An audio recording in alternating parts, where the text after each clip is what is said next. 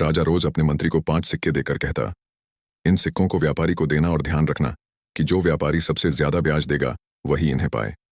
5 गुना ब्याज समेत 5 साल बाद ये धन इकट्ठा करके वापस लाना होगा। मंत्री हर दिन बाजार जाता और राजा को सूचित करता, महाराज, मैंने सिक्के व्यापारी को दे दिए हैं। राजा हर बार संतुष्ट हो जाता, लेकिन मंत्री व्यापारी को सिक्के नहीं देता था।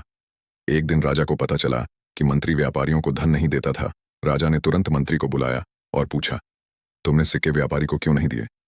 मंत्री बोला, महाराज, मैंने किसी व्यापारी को धन नहीं दिया। राजा का क्रोध और बढ़ गया।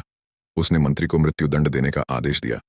इसी बीच राजा के दरबार में एक व्यक्ति आकर हाथ जोड़कर बोला, महाराज, आप कितने दयालु हैं जो हर रोज हमें धन देते हैं। हम आपको हमेशा खुश रहने की दुआ करते हैं। राजा ने आश्चर्य से पूछा, तुम्हें रोज कितने सिक्के मिले? व्यक्ति ने कहा, महाराज, हमें रोज 5 सिक्के मिलते हैं, जिन्हें हम जरूरतमंदों में बांट देते हैं। यह सुनकर राजा की आंखें खुल गईं कि उसका मंत्री कोई गद्दारी नहीं कर रहा था, बल्कि उसके दिए हुए सिक्कों का सही उपयोग हो रहा था। राजा को अपनी गलती का एहसास हुआ। उसने मंत्री को तुरंत मुक्त कर दिया और क्षमा मांगते हुए कहा, मुझे गर्व है कि तुम जैसे बुद्धिमान और दयालु मंत्री मेरे दरबार में हैं। इस तरह राजा ने मंत्री को ईमानदारी और परोपकार की बहुत सराहना करते हुए सम्मानित किया। तब से राजा ने समझ लिया कि सच्ची सेवा और दान का मोल क्या होता है। निष्पत्ति।